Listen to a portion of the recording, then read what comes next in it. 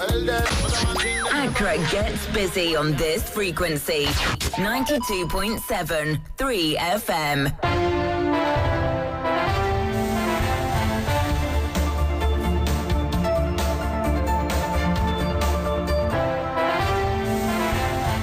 Hello, good afternoon, and welcome to the Midday News on 3FM 92.7.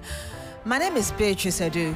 The news is also live on Kazimi 107.1 FM and across the world at 3news.com. Coming up in the next 30 minutes.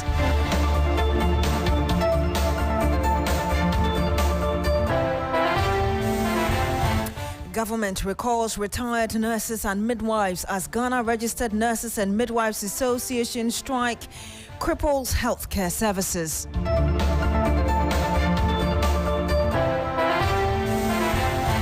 Also coming up, Ghana confirms additional 34 cases of Mpox, bringing the national total to 79.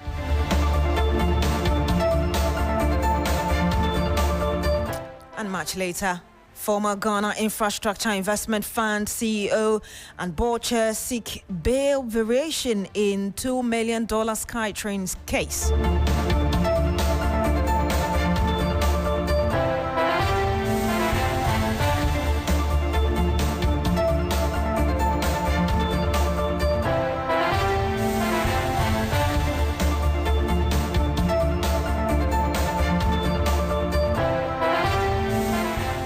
Thank you very much for joining us this afternoon. Now, the government has with immediate effect recalled retired nurses and midwives in response to the ongoing strike by the Ghana Registered Nurses and Midwives Association, GRNMA. The strike, which began on the 4th of June 2025, was triggered by unpaid allowances and unmet demands, leading to a withdrawal of services from public health facilities and severely disrupting healthcare delivery. On Monday, the government, represented by the Fair Wages and Salaries Commission, the Ministry of Health and the Ministry of Finance, met with the striking health workers to discuss a roadmap for implementing their new conditions of service.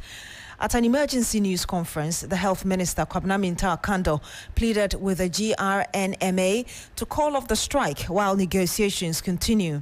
Meanwhile, the government has also recalled retired nurses and midwives to assist with patient care, deeming the move necessary after the striking nurses withdrew all services on Monday. Now, the government also intends to publish a list of health facilities that are fully functional for access by patients. Let's listen to the health minister speaking earlier. Government commits to continue to engage with the nurses in order to achieve a mutually acceptable outcome in the interest of the public. While working around the clock to resolve the impasse, the Ministry of Health has taken the following steps to mitigate the suffering of Ghanaian patients unduly affected by the strike. The ministry will, in the next few minutes, publish a comprehensive list of facilities to complement facilities where nursing services are lacking and where patients can seek health care. Given the urgency of the situation and suffering of the patients, government appeals to public-spirited retired nurses and midwives to volunteer their services for a brief period pending the resolution of the impasse. We further express our deep appreciation to practicing nurses who have opted to remain at post to help suffering patients and urge others to show similar fellow feeling and assist our ailing compatriots, even as efforts are made to address their concerns. And you had the Health Minister, Kwabena Mintah-Kando. Well, Deputy Finance Minister Thomas Ampim says the demand by the health workers would impose additional burden in excess of 2 billion Ghana cedis in compensations. From the Ministry of Finance, we want to show our commitment to help in resolving this important issue, because our nurses are very, very critical to healthcare delivery, and we appreciate what they do. But the reality is that we have over 120,000 nurses, and the implementation of the current condition of service that they are demanding will have serious consequences for the budget. In fact, if we fully implement it, we are going to add in excess of 2 billion cedis to the compensation budget. We have all committed that in our resolve to reset the economy of this country, we must maintain a 1.5% primary balance surplus every year in order to bring our debt levels to sustainable levels. And so it is important for us to manage expenditure. And that was Deputy Finance Minister Thomas Ampim. Meanwhile, members of the GNRMA are expected to suspend their industrial action after court orders were served on their union leadership Monday afternoon. The NLC took the action to compel them to return to work. First Vice President of the association, Akologo Samuel, reacted to the service of court processes. You were here when the Labour Commission bailiffs came to serve as court processes, an injunction to restrain us from whatever series of actions that we have deployed. It is okay. We will take it and then go back to whoever that our council does send us, and then we'll take it from there. We have to respect the law.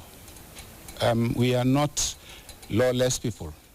We only see it to be what? Unfair, and that it will compromise future engagement when some of these meetings are called. And he had the first Vice President of the Ghana Registered Nurses and Midwives Association, Akologo Samuel. Let's bring in Dr. David Tinkwan-Chum. He's General Secretary of the Association. He joins us live via video call. Good afternoon to you, Doc. Thank you very much for joining us. Thank you very much for having me, and good afternoon to your listeners. Doc, what specific measures or assurances do you need from the government to suspend the strike? The specific assurance, and as I indicated earlier on, the solution to this problem does not lie in press conferences. It actually lies on having constructive, purposeful engagement that seeks to resolve the problem without unnecessarily burdening the ordinary nurse or a midwife. We should not take any action that will go to the detriment of nurses and midwives. And I heard in your news that the first Vice President said they were served. My briefing does not, points to otherwise. What he sought to say, I don't know whether he made a mistake, but what he sought to say was that they were at the Ministry of Health when they saw the bailiff from Fair Wages and Salaries Commission. As I said, Fair Wages and Salaries Commission, from the Labour Commission. As far as we are concerned as leaders, the document was not served on them because they've not shown us anywhere. Immediately after they stepped out of the meeting, we held an emergency National Council meeting. But you will agree with me that we will go with what he said on record, which is that they were served. If you want to go back, that's fine. But as far as I'm concerned, and the briefing that I had from him, okay, I was here with the president, and the briefing that we had in the National Council meeting, that consists of 29 national executives throughout the whole country, he made it clear to us that they were not, and he didn't show any evidence of any document to us. Because if you have been served, it's not just a matter of somebody mentioning to you that you've been found contempt or whatever, or injunction has been served on you. If somebody serves you a process, they hand you a document. And he came to the secretariat with no document. In fact, they actually went to the secretariat expecting to be served, and they were there for 2 hours, and nobody came there. So I'm at sea as to what is being carried out there. But as far as we are concerned, the action is still ongoing. The action is still ongoing. Doc, you said that there should be purposeful engagement. We've heard the government representatives, i.e. the finance and health, saying that, or actually appealing to you to suspend the strike whilst engagements are going. Do I get the understanding that so far you don't see the engagement going on as purposeful? The proposal they tabled is inhumane. How can you table a proposal that seeks to defer payment of the condition of service 2026? Meanwhile, the document that we're dealing with has an expiration date, and it expires in May 2026. So what are they talking about? They should defer their ex gratia. That is where I'll know that they are here to sacrifice. Look, listen, we are all here.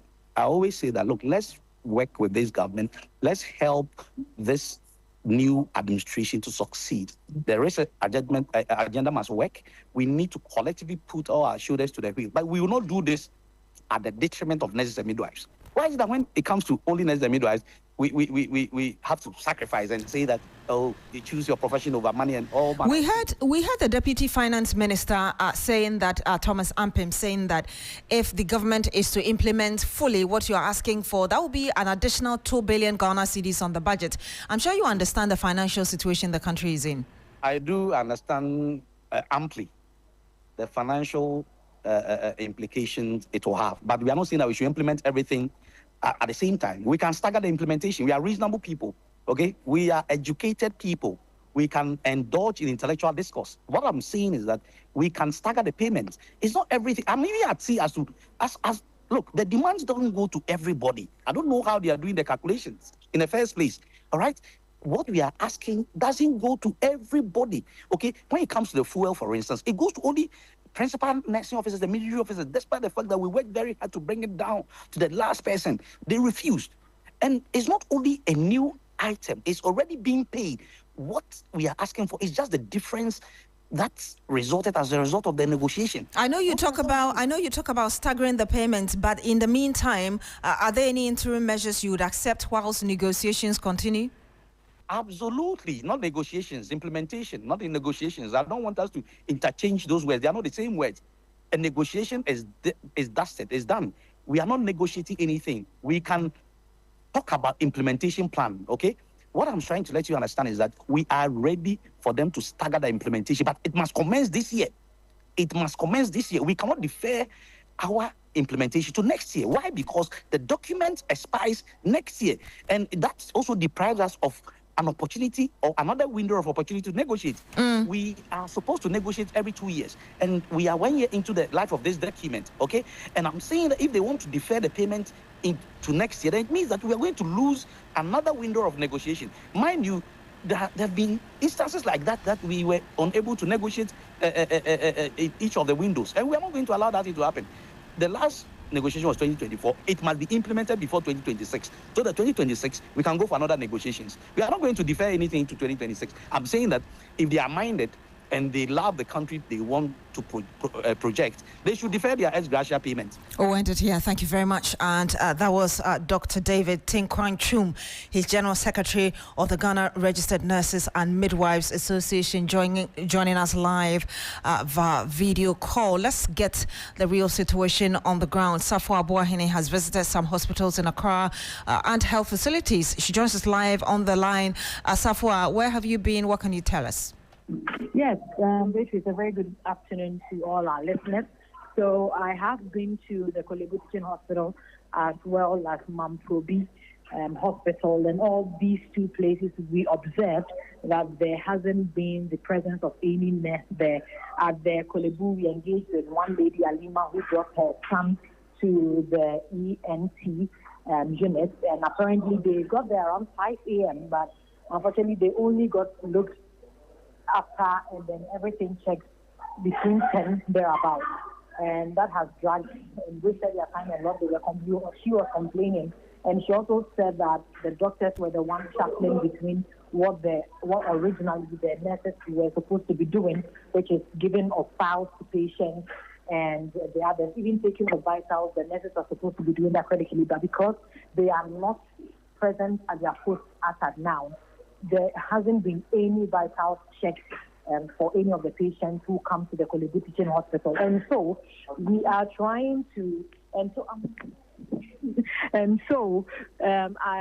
also moved to the Mamprobi Teaching Hospital, or the Mamprobi Hospital, sorry, and I spoke to some of the mothers who were bringing their children for weighing, and for them, they have to literally return back home because they said there hasn't been any presence of the nurses there, and it's rather unfortunate. There was one particular lady who has a 5-month-old child, and they were supposed to give the child, I think, one of the vaccines, but because the nurses are not around, that means that she also has to go home, and later in the course of the week. So that is what is happening. It looks like a very frustration picture when you visit some of these hospitals who engaging with the patients. They kept mentioning that there haven't been any of the nurses there to check them, and some would have to wait for longer hours because the doctors are shuffling between what they originally do at the hospitals as well as doing the work of the nurses as well. And so this is really what is happening.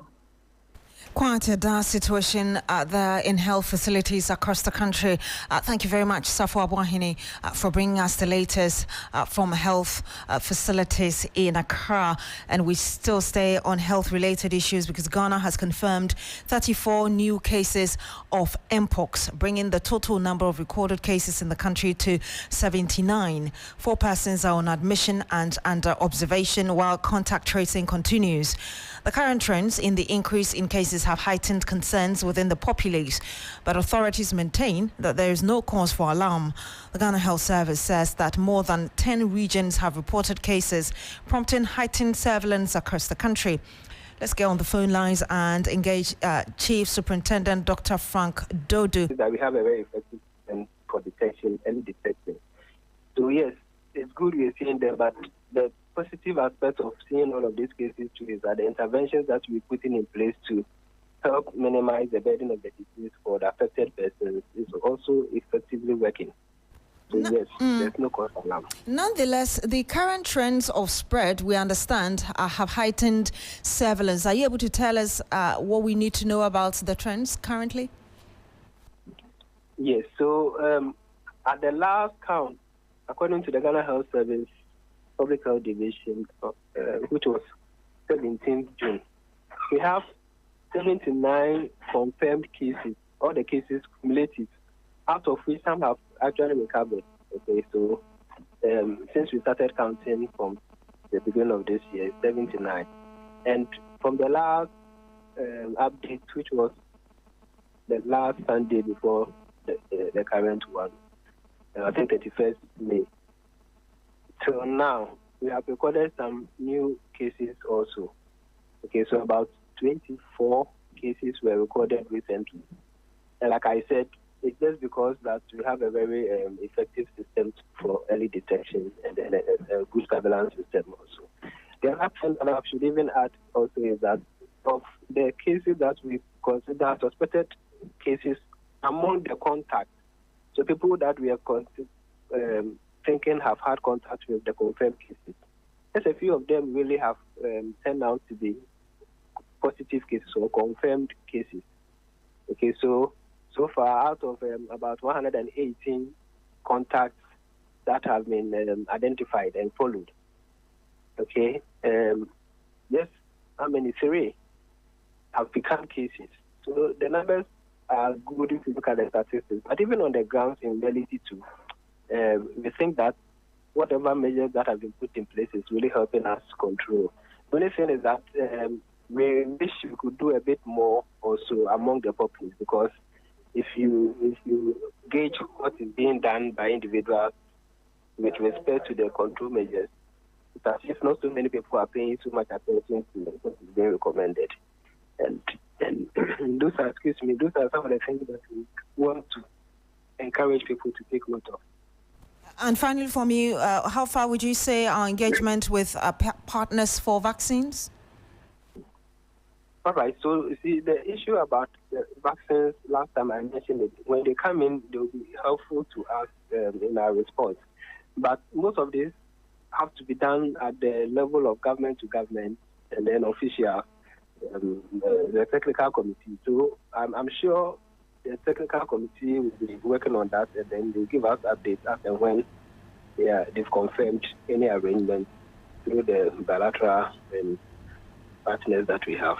Wended here. Chief Superintendent Dr. Frank Dodu is a public health physician specialist and also head of public health at the police hospital.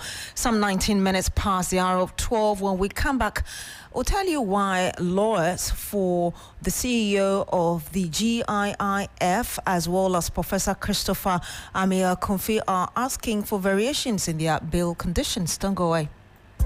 Hello, Ghana, it's a new year and Bills Microcredit is here to support your dreams. If you're not working but want to start a business, don't let money stop you. With just your Ghana card, you can get a loan to turn your ideas into reality. Already running a business? Need more capital? Or are you a salary worker looking for extra funds? Bills offers fast and easy loans with no collateral, no deposit, and no SUSI savings required. Wherever you are, whatever you need, Bills makes it happen. Call Bills Microcredit today. Call 0596 920 833 or 0302 200 390 and get started. Bills is licensed and regulated by the Bank of Ghana. Bills, financing your needs. Terms and conditions apply. Freezer, yeah, diaba. Adama for diaba, freezer. Adama, akwa semenhia. Adama. Metimoso, ma sorry. Kanino, obo mo ase a. Adu frefre no bia mienu miensa na se nan. After what we dia kwase. Adama for aduna kuafo ho hu se. Ye de duro ba kope, e be shifu ye bia. High technology. Akofo freezer ba. Wenku a. Eno anto benya 15 latest. No hwiegum, watia no hwiegum.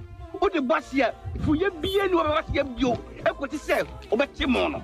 Na mu ye sure se, o mention tasie.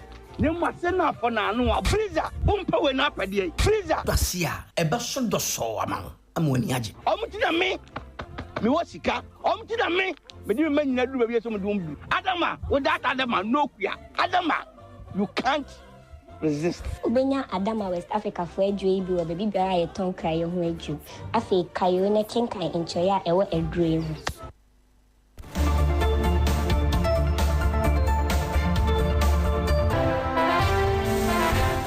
And you're still here on the Midday News on 3FM 92.7. Thank you so much for staying. Our lawyers for Solomon Asamoah, former CEO of the Ghana Infrastructure Investment Fund, GIIF, and Professor Christopher Ameyaw-Komfi, its board chair, have requested the High Court to modify their client's bail conditions, particularly the requirement to report to investigators.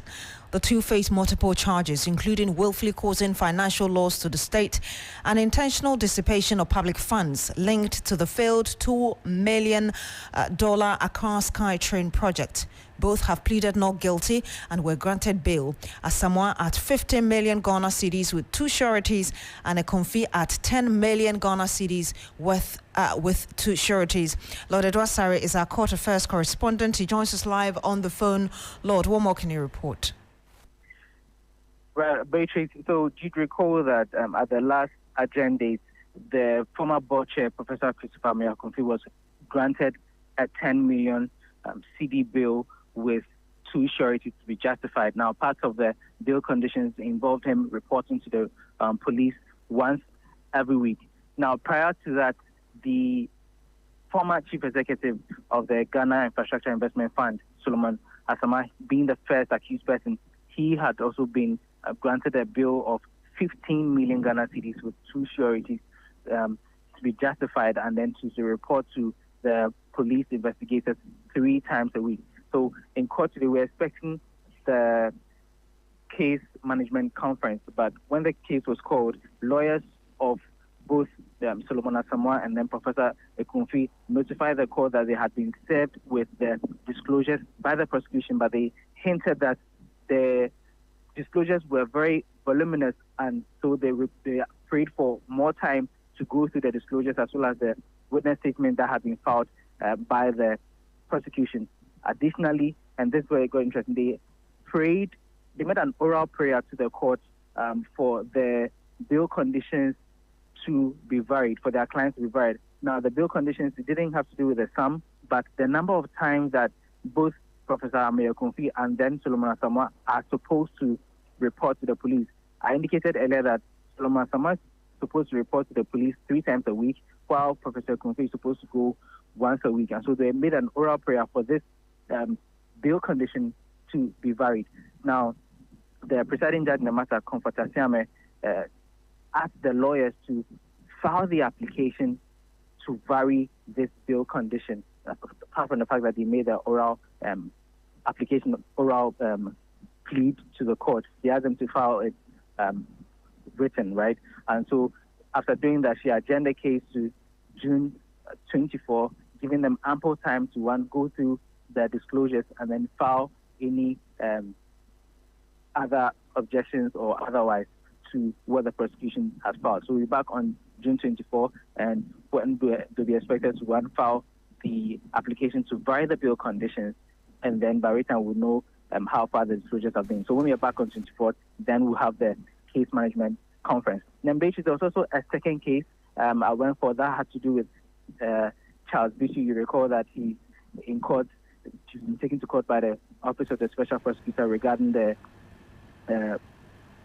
Galamsey issue during his tenure as the Secretary of the Interministerial Committee on Illegal Mining. Exactly. And again, you recall that in that case, the first accused in the matter, he has been convicted on his own plea after agreeing with getting a plea deal from the prosecution. So in court, we were expecting the case management conference, only to find out that Charles Bichu, the second accused, he has changed his lawyer.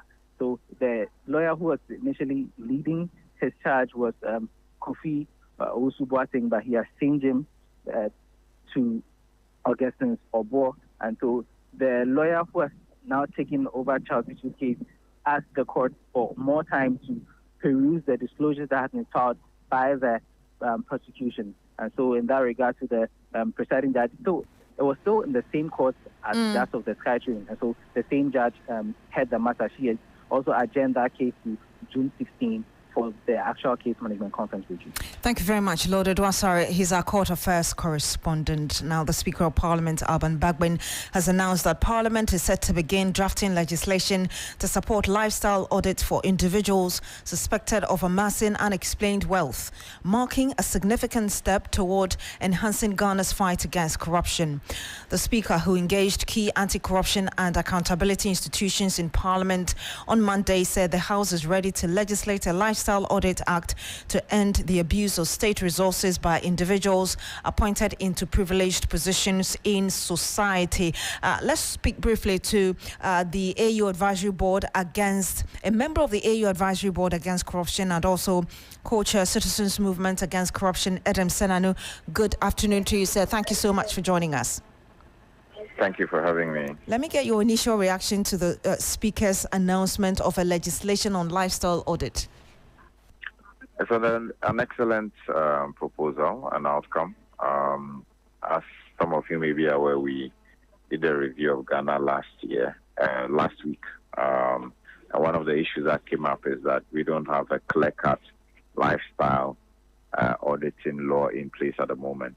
And so it's very gratifying to note that a week after, Parliament is already considering the likelihood of passing such a law. So it's an excellent decision by the Speaker. You said this is excellent, but how significant is this in the broader context of Ghana's anti-corruption fight? It is because we have a lot of situations of unexplained wealth. The terminologies we use is unexplained wealth, illicit enrichment, which you want to be able to establish that an individual's income and assets are attributable to the remuneration they have received legitimately. Any resources, any assets beyond that is likely to have come from some criminal sources, including money laundering and what have you. And so to that extent, not having a specific law that empowers anti-graft agencies to insist or to trigger an audit to establish whether the resources being spent are money is legitimately earned or not. It's a gap. So in terms of the assessment, Article 14 of the AUCPCC requires member states to have this kind of law in place. In fact, the whole convention is about laws countries must have in place in order to make their fight against corruption effective. And this is one of the areas where we have a gap, and so it's important that it is filled. Let me ask you two questions in one. What kind of or key component do you think must be included in a lifestyle audit, and really how you think this whole legislation must be designed to ensure neutrality and fairness in its application? Well, first of all, so far, if you look at our constitution and the way we've approached this, we've looked at public sector officers rather than both public and private. So you can have public sector officers, as it were, engaged in graft, and then they will push the money into family and friends outside the sector. So the law should cover both lifestyle audits in the private sector and the public sector, so that it's all encompassing. Then again, it should not be limited to one anti-graft institution. At the moment, we have something within the YOCO law that allows them to follow up on such issues. But then the question is this: if YOCO has a strong relationship in terms of the leadership with government, if government of the day appoints its leaders, and then YOCO does not want to act, as happened in the case of Cecilia Dapa, the law will still be there, but the institution that has been mandated by a law would then say we will not act. So let's make this a broad-based law that allows any anti-graft institution to be able to take up the issue and say, look, we think there is merit in doing an investigation and establishing whether this person is living within their means or beyond their means. Mr. Senano, thank you so much for speaking to us. And thank you for having me.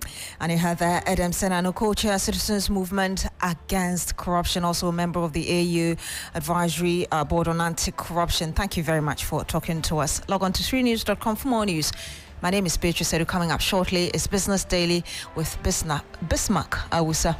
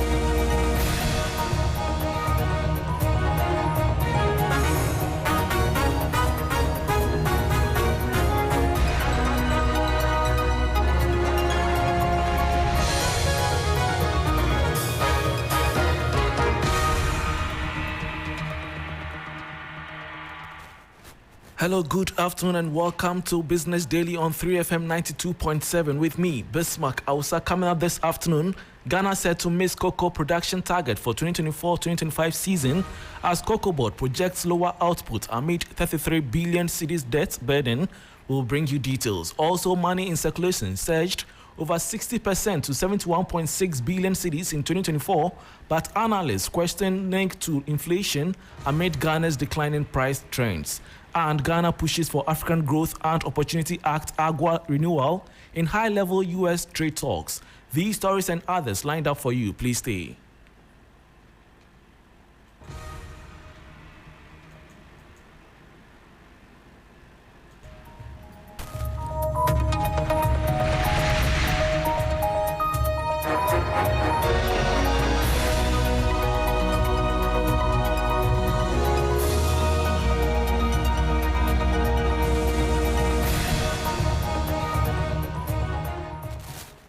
Thanks for your company. Now to the very first story. Ghana is expected to fall short of its cocoa production target for the 2024-2025 crop season, with the Ghana Cocoa Board citing unfavorable conditions and ongoing financial constraints. The state agency now projects a maximum output of 600,000 metric tons, 10,000 metric tons short of its 610,000 ton target. The following 3 Business News Desk report has the details. Ghana is on track to miss its cocoa production targets for the 2024-2025 crop season. The Ghana Cocoa Board had set a goal of 610,000 metric tons, but current figure shows output standing at about 590,000 metric tons, with only a few months left to close the season. Chief Executive of Cocoa Board, Dr. Ransford Abbey, says production is unlikely to improve significantly, citing a less promising light crop season. He said Ghana could do about 600,000 metric tons at most, adding that the outlook for the remainder of the season is limited. However, he expressed optimism for the next crop season, indicating that new interventions are being introduced to boost yields and motivate farmers. Meanwhile, Cocoa Board is grappling with 33 billion Ghana cedis debt. Dr. Abbey says the institution is hopeful of turning around its financial fortunes by 2028 with cost-cutting measures and strategic reforms expected to improve profitability. And that was a 3 Business News Desk report on Ghana expected to miss cocoa production target for 2024-2025 season due to its debt burden. Moving on, Ghana saw a sharp increase in the total money in circulation from 44.5 billion cedis in 2023 to 71.6 billion cedis by the end of 2024, according to the Bank of Ghana's 2024 financial statement. The more than 60% jump has sparked debate, with analysts questioning whether it aligns with real economic activity, especially in a year when inflation was actually on a downward trend. The following 3 Business News Desk report has details. There was a significant rise in the total amount of money circulating in Ghana's economy, up from 44.5 billion cedis in 2023 to 71.6 billion cedis by the end of 2024. That's according to the Bank of Ghana's 2024 financial statement released on June 5, 2025. The increase, over 60% in 1 year, has prompted scrutiny from some analysts who are questioning whether the jump is backed by real economic growth or could raise future concerns. But others point out that inflation in Ghana was actually on a declining trend during the period, challenging the assumption that more money in circulation always leads to price increases. The 200 cedi note recorded the highest jump in circulation value, nearly doubling to 24.3 billion cedis. 100 cedi notes also rose to 18.5 billion cedis, while the 20 cedis note held steady at 5 billion cedis. Meanwhile, the Bank of Ghana spent 1 billion cedis managing the currency, up from 688 million cedis the year before. The cost of importing foreign currency for banks and businesses also soared, rising from 2.6 million cedis in 2023 to 14.4 million cedis in 2024. And that was another 3 Business News Desk report. Now, the government of Ghana has signed a major memorandum of understanding with international oil giants and state-owned partners to extend 2 key offshore production licenses until the year 2040. The deal, announced on Wednesday, June 4, involves Tullow Oil PLC, Cosmos Energy, Petro SA, and the Ghana National Petroleum Corporation and its subsidiary Explorco. Under the agreement, the joint venture partners are expected to drill up to 20 additional wells in the Jubilee field over the life of the extended licenses, unlocking as much as $2 billion in fresh investment. Crude oil output is set to benefit, but a major focus is on natural gas.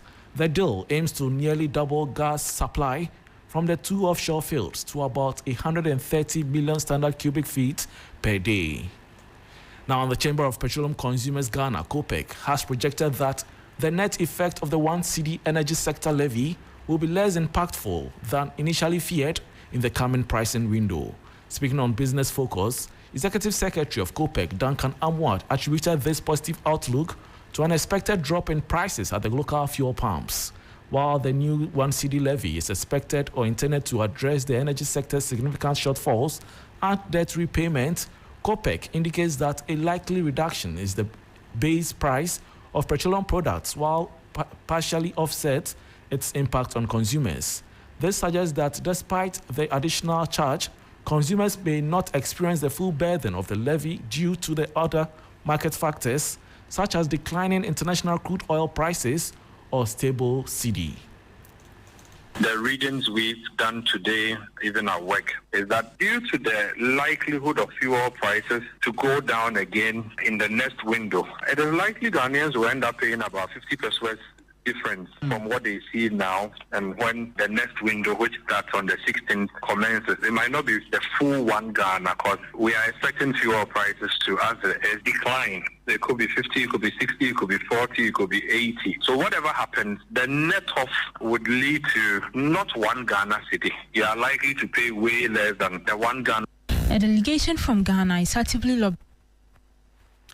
You heard Executive Secretary of COPEC, Duncan Amwa. Before we go, Minister for Trade, Agribusiness and Industry, Elizabeth Ofosu-Adjare, is leading a diplomatic effort in Washington, D.C. to secure the renewal of the African Growth and Opportunity Act, AGOA. The preferential trade program, critical for many African economies, is slated to expire in September of this year. There is more in the following 3 Business News Desk report. A delegation from Ghana is actively lobbying the U.S. for the renewal of the African Growth and Opportunity Act, AGOA, a crucial trade program set to expire soon. Trade Minister Elizabeth Ofosu-Adjare highlighted how AGOA has boosted Ghanaian manufacturing, created jobs and attracted U.S. investment, especially in garments and textiles. The push comes amidst concerns over U.S. trade policies and tariffs. Minister Ofosu-Adjare also addressed the U.S. concerns regarding Ghana's local content policies and other trade issues, assuring that they are being addressed. Both nations agreed to resume negotiations under the U.S.-Ghana Trade and Investment Framework Agreement, TIFA. Ghana hopes to secure AGOA's renewal to protect its non-traditional export sector and future trade. AGOA, first enacted in 2000, grants duty-free access to the U.S. market for over 6,000 products from eligible sub-Saharan African countries. Its non-renewal could have a substantial impact on Ghana's non-traditional export sector and broader trade strategy.